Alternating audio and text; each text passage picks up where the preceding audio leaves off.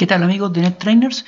Estamos probando la última versión del emulador NSP, versión 1.3.0.100, que salió hace poco, muy pocos días en realidad, esa.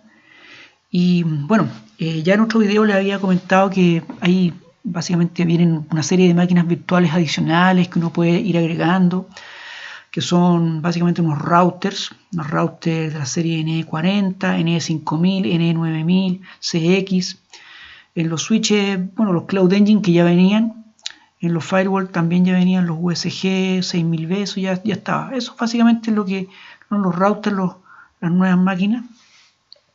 En rigor no son muchos los features que vienen agregados, hemos estado tratando de probar algunas cosas, pero no son soportados, es como lo clásico. Y lo que se soporta es como lo clásico normalmente, pero lo que sí hemos notado que hay algunas máquinas que al correrlas, ahora la CPU del computador está bastante más aliviada. Antes, corriendo una máquina, por ejemplo el firewall, el USG 6000B, corriendo uno en un procesador i7, ya igual consumía recursos. Actualmente con esta nueva versión lo han podido bajar y está bastante más liviana la carga para el computador. En otro laboratorio por ahí llegamos a tener hasta 3 Cloud Engine corriendo y podía correr sin ningún problema. Y la verdad es que en las versiones anteriores, con 2 Cloud Engine ya la CPU del computador estaba en un 70%. Ahora 3 y el computador bastante liviano de carga. Entonces, por ahí parece que han estado trabajando bastante el tema de controlar los recursos del computador. Así que es algo súper bueno, súper positivo para que podamos correr más equipos y después ya cuando salgan nuevos features poder probar esos features sabiendo que el computador aguanta, ¿no es cierto?, la cantidad de equipos que se necesita para correr. Estamos haciendo un pequeño laboratorio con el firewall de Huawei USG 6000B, que está aquí, ¿cierto?, el cual le conectamos acá una puerta para salir por la interfaz Wi-Fi. A veces el emulador de Huawei tiene problemas para salir por la puerta Wi-Fi. Entonces acá nosotros lo que hicimos fundamentalmente es que le engancho por un lado el servicio UDP y por otro lado una loopback, una interfaz loopback de mi computador, una loopback que no estoy usando, y la loopback 2, en este caso estoy usando una loopback 2, entonces la loopback 2 básicamente le digo que quiero compartir internet por ahí. Seleccionar una red, por esta loopback se está compartiendo internet. Perdón, no es por la loopback 2, no es ahí donde tiene que configurar, es acá, en la Wi-Fi. En la Wi-Fi le decimos que también queremos compartir esta conexión por la loopback 2. Eso es lo que queremos hacer. Entonces, en el fondo, los usuarios que se conecten a la loopback 2 también por ahí pueden salir a internet nateados en base a un rango propio que tiene el computador, que es el 192.168.137. Básicamente no es acá, pero se puede, básicamente el rango por defecto que tiene. Por eso estamos saliendo. O sea, lo que hay que tener claro es que el firewall obviamente va a natear en algún momento, pero aquí, como estamos conectándonos a la loopback 2 y de la loopback 2 saliendo a la Wi-Fi, ahí también hay otro nateo, pero que en el fondo para nosotros es transparente. ¿Ya? Por otro lado, la primera puerta del firewall, la Giga 000, es la que se utiliza normalmente para management. Entonces, esa la conectamos a la loopback 0 del computador. Y el firewall trae una IP por default en esa puerta, que es la 192.168.0.1. Entonces esa es la puerta que se utiliza normalmente para management y básicamente vienen las cuentas creadas, los perfiles de administración creados. Lo único que hay que hacer es decirle, ¿no es cierto?, a esa puerta que se puede administrar el firewall por esa puerta. Es lo único que hay que decirle con eso para poder tomar la conexión. Y después pusimos estas dos puertas internas. Las conectamos a un switch de core, le hicimos una aggregation, un link aggregation en esas dos puertas, y de ahí, de este switch de core, conectamos a una loopback 1 en el fondo para poder conectar ahí una máquina virtual de algún gestor de máquinas virtuales como VMware Workstation o o VirtualBox, ¿no es cierto?, para a través de la loopback 1 salir por el switch y de ahí hacia el firewall y a internet. Entonces básicamente dentro de la conexión, ¿no es cierto?, del firewall, como les decía, bueno, el firewall cuando se levanta por primera vez, la cuenta es admin, ¿cierto?, el username, y la password por default es admin@123, por si acaso, esa es la cuenta por default, y el sistema te pide obligatoriamente cambiarla. Entonces necesariamente tienen que definir, escribir esa y escribir una nueva. Ahí te va a hacer un prompt donde te va a pedir cuál es la nueva. Entonces nosotros acá ya la cambiamos, ¿cierto? Ahí entonces podemos entrar al USG y, como les decía, básicamente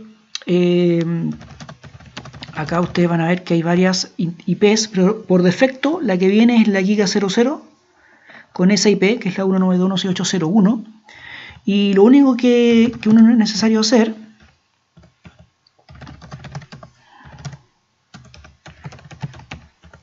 acá básicamente es esto, es el Service Manage HTTPS Permit, con eso para poder administrar el equipo desde esa puerta.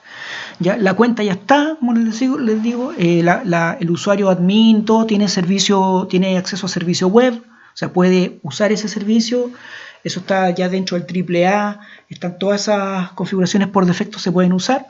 Entonces, simplemente lo que tenemos que decir es que el servicio web se puede acceder por medio de la puerta Giga 0000. Y además le agregamos el servicio ping, obviamente porque también por defecto no está. Entonces, con eso, básicamente con esa configuración, ustedes ya pueden entrar a su navegador y, ¿no es cierto?, hacen, ahí estamos, 192.168.0.1, HTTPS, ¿cierto? El puerto por defecto para la administración es 8443, ¿cierto? 8443, y ahí entonces ustedes van a llegar al prompt de su firewall y la cuenta va a ser la misma que ustedes pueden crearse cuentas especiales para el servicio web, a diferencia de las cuentas que se usan a lo mejor para el CLI o para Telnet o para SSH, qué sé yo, pero pueden usar la misma que ustedes configuraron al principio, la misma que entraron por la modo de CLI, ¿cierto? También esa misma cuenta ya está también configurada para servicio web, está con el permiso. Entonces ahí van a llegar a su firewall. Estos son unos wizards iniciales que no los uso, cancelamos nomás y llegamos al dashboard, y después tenemos estos menús: dashboard, monitor, ¿cierto? Básicamente son logs, las políticas en el menú policy, los objetos en el menú objects, toda la parte de networking en la parte de network, el menú network, y system, que son como básicamente configuraciones de la máquina misma, del mismo firewall. Cuentas, ¿no es cierto?, reiniciarlo, la hora, configurar temas de high availability o de cluster, hacer un upgrade, el tema también se pueden hacer acá, descargar los clientes de VPN, etc.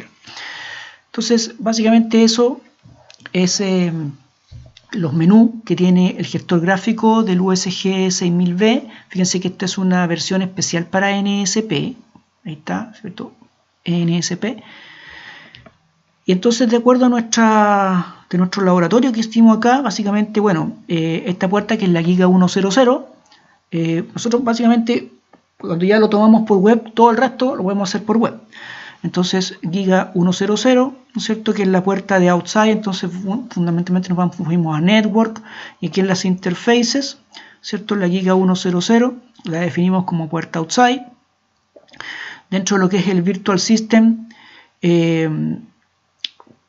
esto por default public, que es básicamente como la instancia, porque el firewall puede tener como varias instancias virtuales corriendo adentro de él.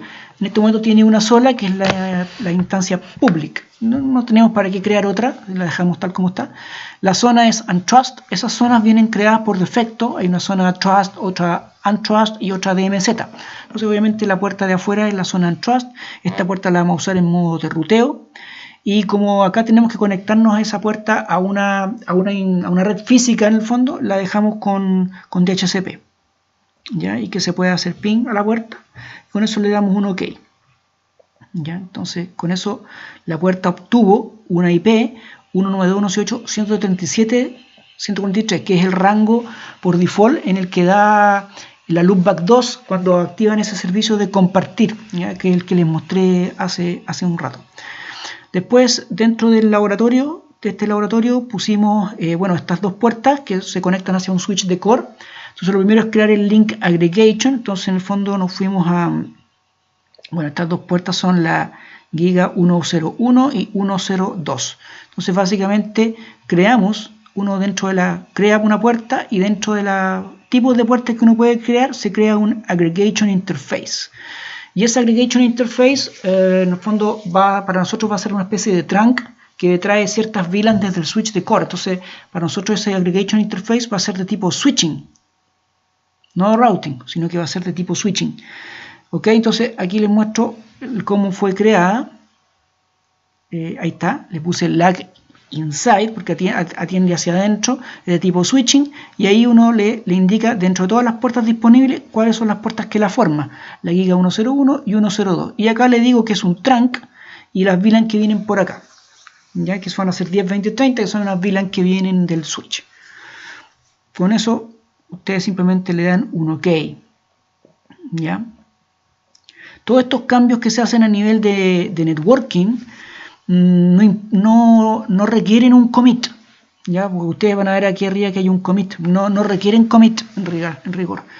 Lo que requieren commit son los cambios a nivel de los security profiles. Cuando hagan cosas a nivel de URL filtering, ese tipo de cosas requieren, cada cambio ahí requiere un commit, pero las cosas a nivel de networking no requieren commit. Entonces con eso creamos el lag, y después como esas VLAN que son 10, 20, 30 requieren terminar en el firewall, requerimos crear ahí unas interfaces VLAN. Entonces ahí creamos nuevas interfaces, agregar, pero esas otras son interfaces tipo VLAN interface. ¿Ok? Entonces esas VLAN interface están creadas acá. Por ejemplo, creamos una VLAN if 10 que da hacia adentro, por ende está en una zona trust.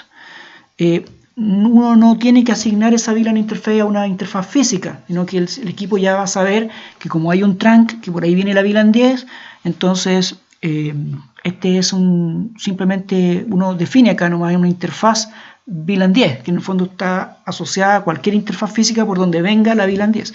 Pero así que es importante, ¿no es cierto?, la IP. ¿Ya? Las configuraciones del firewall de Huawei tienen hay cosas que son muy parecidas a lo que es el Fortinet. ¿Okay? Pero en el Fortinet, cuando uno crea estas interfaces VLAN, uno le asigna la puerta física por donde viene, que en este caso no es necesario. Realmente el firewall Huawei tiene una mezcla entre el Fortinet y los Cisco ASA. Entonces es muy parecido al Fortinet, pero todavía mantiene algunas cosillas de los ASA, que son esto de darle prioridad a algunas puertas, darle un security priority, ¿ya? Que en los Fortinet no está, pero en los ASA sí. Pero todo eso, básicamente los valores por defecto sirven. Entonces aquí creamos la interface VLAN 10 y también la interface VLAN 20. También de tipo trust, o sea, apunta a una zona trust, y la IP. Tan simple como eso. Con eso tenemos las interfaces creadas, y también le dimos una ruta por default, ¿no es cierto?, para poder salir hacia otras redes. Entonces esa ruta por default, que para editarla me tengo que ir aquí, ¿no es cierto?, está en el equipo, en la instancia pública, que es la única instancia que está corriendo dentro del firewall, la AnyNetwork saliendo por esa puerta, y ese es el default gateway, que es el default gateway de la loop del servicio de routing que me da la Loopback 2 para salir hacia la Wi-Fi, ¿ya?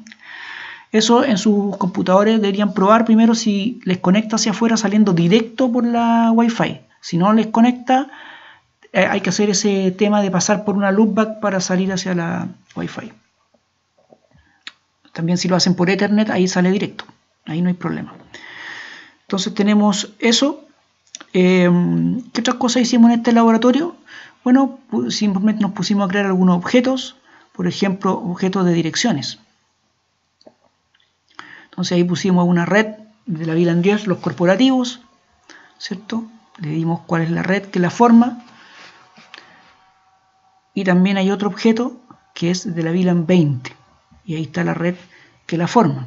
Estos son básicamente cosas que pueden ser un objeto de direcciones, puede ser una IP sola, puede ser una red con máscara, puede ser algo con wildcard, puede ser un rango. Se fijan, hay uno con esta sintaxis uno puede ir definiendo lo que es un address. E incluso pueden ser MAC address también, ¿no? A lo mejor puedo ser en un address, es un address, pero un objeto address, pero de layer 2, en el fondo es una MAC address. También se puede hacer. Entonces, teniendo las interfaces, ¿no es cierto? Teniendo objetos, podemos crear políticas. Entonces, políticas, nos vamos acá a los policy, ¿cierto? Primero, ¿no es cierto? Queríamos probar, ¿no es cierto?, la conexión desde el firewall, ¿cierto? Aquí nosotros podemos abrir una terminal desde la misma interfaz gráfica. Entonces, desde el firewall, uno quiere hacer un ping, ¿no es cierto?, hacia internet para saber si está saliendo el firewall. Está saliendo, ¿ya? Y sí está saliendo. Entonces, en un principio ustedes van a ver que no va a salir. Claro, porque primero hay que configurar una política local para que el equipo pueda salir. Entonces, le pusimos tráfico local firewall, tráfico desde el firewall. El source zone es el local. Cuando uno quiere crear una política para que el firewall mismo pueda sacar tráfico hacia una cierta zona, el source zone es local, destination any, y aquí le dijimos que voy a hacer DNS o ICMP. Eso en el fondo el servicio al que pudiese estar. Básicamente son consultas que el mismo firewall podría hacer, ya sea ping o consultas DNS. Simplemente un OK. Ya no hay más que hacer con esa política para tráfico local. Y después las políticas que hicimos de políticas de corporativo y políticas de invitado a internet. Dentro del objeto me faltó un objeto de tipo service. Los objetos de tipo service, acá service es para definir un nuevo servicio y service group para agrupar servicios existentes, que normalmente ya están todos existentes. Entonces nosotros creamos un pool de servicios corporativos donde agregamos, por ejemplo, HTTP, HTTPS, DNS, ICMP, FTP, SSH. ¿Qué significa eso? Que en el fondo cuando apliquemos una política para los usuarios corporativos, cuando salgan a internet, ellos van a poder sacar protocolos. Estos protocolos son los que ellos pueden trabajar a nivel de aplicación, ¿ya? Y el ICMP, que es para simplemente hacer pruebas de conectividad. OK, por ejemplo, el servicio para los invitados más restringido. DNS, HTTP y HTTPS. Entonces creamos esos pools de servicios en el fondo. ¿Ok? Y de ahí nosotros nos fuimos a las políticas, como ya les mencionaba, y ahora la política de los corporativos.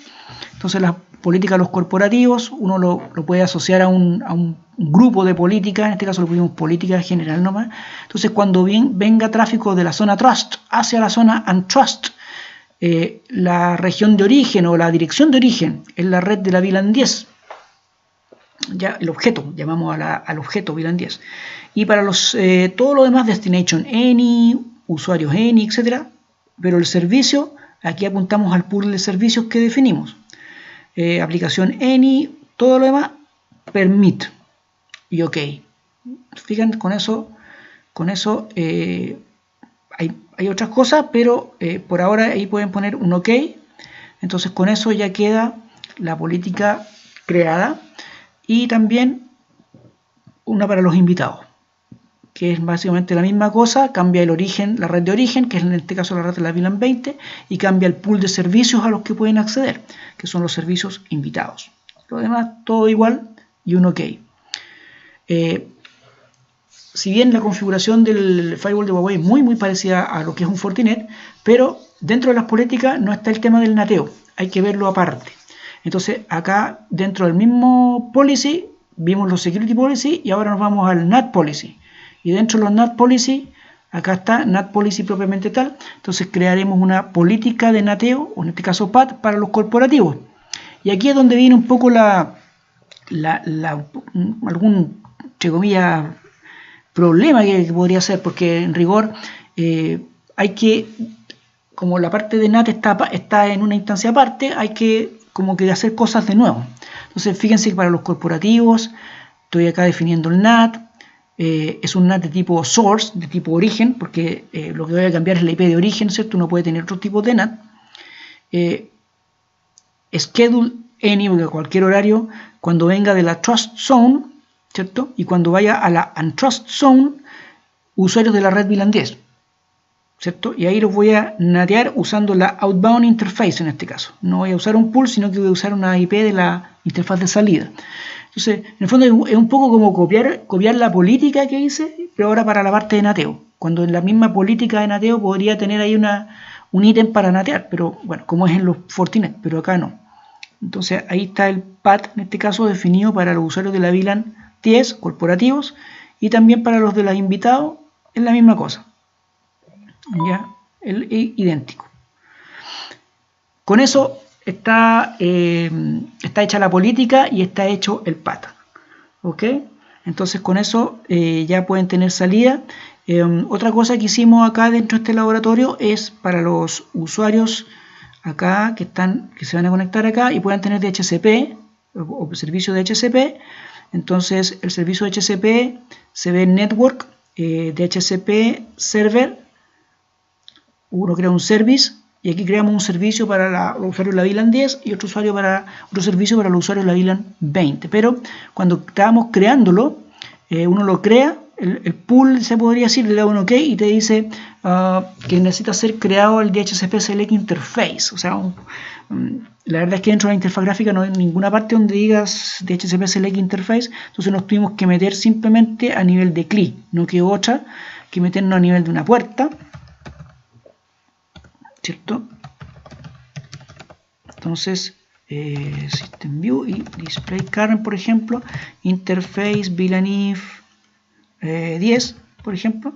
Entonces ahí le tuvimos que crear el servicio primero DHCP Enable, ¿cierto? A nivel general, y después dentro de la puerta el DHCP Select Interface, ¿ya? Que es como en el fondo para crear un pool dentro de la misma interfaz, y después con eso le hacemos un tuning, digamos, como un tuning a ese pool, porque ya con el DHCP Select Interface ya está listo el servicio de DHCP en la puerta, pero ahí, ¿no es cierto?, después tenemos que le hicimos un tuning ahí para crear el pool formal, formalmente crear un pool dentro de la puerta con sus rangos, con su default. Ojo, el DNS, no pongan un DNS de otros lados, pongan el DNS que en el fondo es la gateway de la loopback. En este caso, como yo estoy saliendo por una loopback 2 hacia la Wi-Fi, pongan esa misma loopback como DNS, ¿ya? Lo mismo pasa si de repente cuando están saliendo a veces con un Android, están saliendo con un servicio hotspot de un Android, hay que poner como DNS la IP de la puerta de enlace que te da el Android. Si pones otro DNS, no te forwardea esas consultas DNS. Me ha pasado ese problema, que digo, ¿por qué no me navega un host conectado? No me navega. ¿Y por qué? Porque le puse un DNS de otro lado. Hay que poner el DNS en este caso de la puerta que está haciendo como la compartición de internet. Ahí está el DHCP. Entonces básicamente con eso ustedes dentro de yo acá nosotros conectamos una máquina XP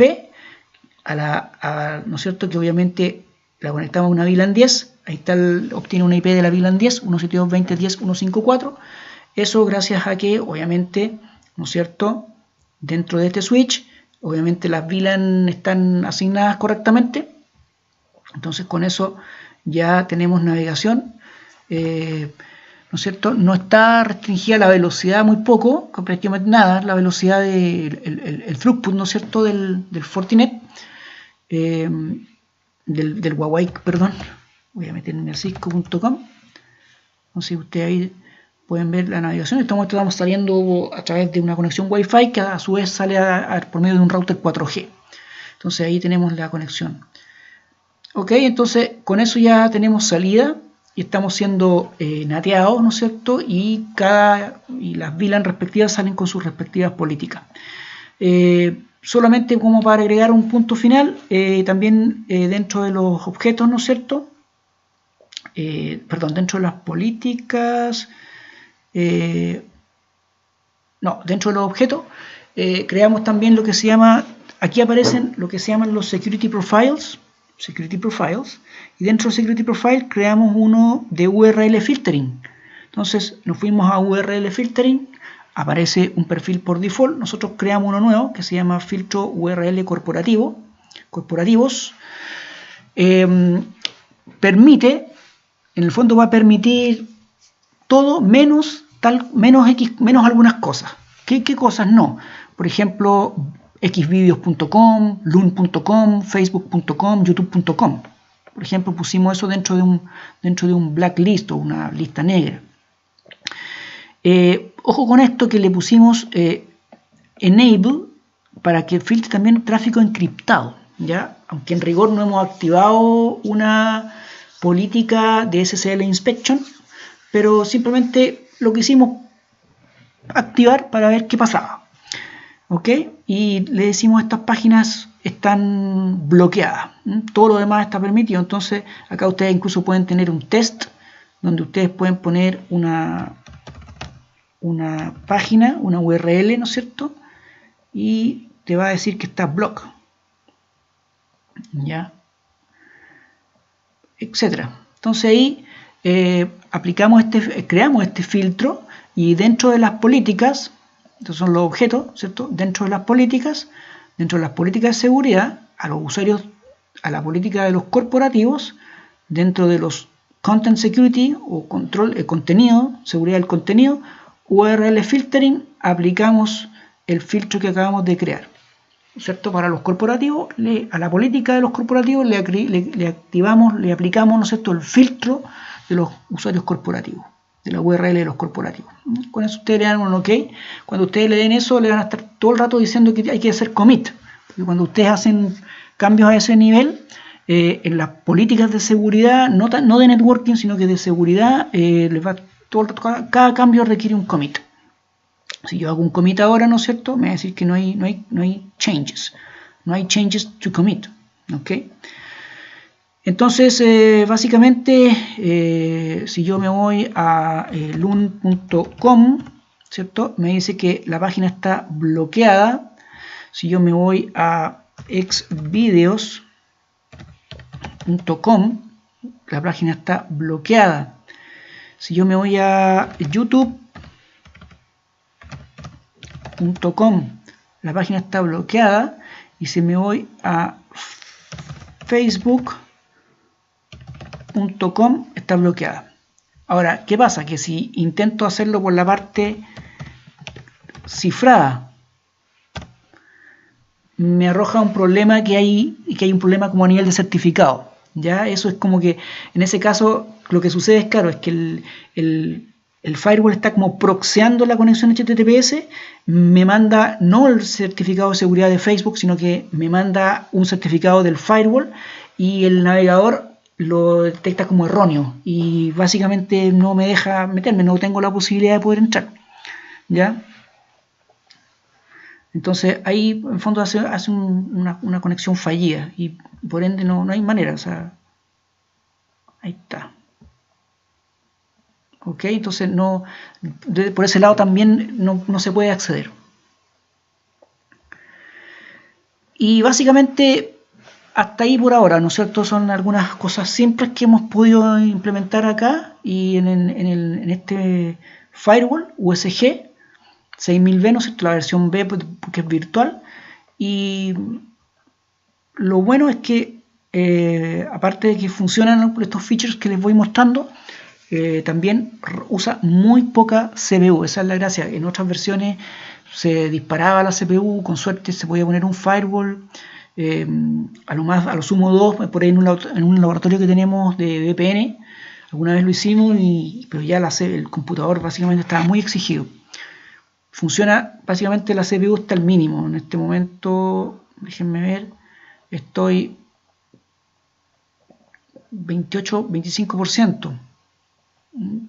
Pero la verdad es que el computador los ventiladores los tengo en silencio, porque no se escucha nada, muy tranquilo, no requiere, no está para nada el computador para nada exigido. ¿Ok? Así que Eso, y bueno, les dejo para que puedan practicar con su firewall, con su USG 6000B. Como les digo, hay cosas muy intuitivas por medio de la interfaz gráfica y que son muy parecidas. Si que tienen algún tipo de conocimiento en Fortinet, se les va a hacer muy similar al Fortinet. Así que eso es lo que les quería comentar en esta oportunidad.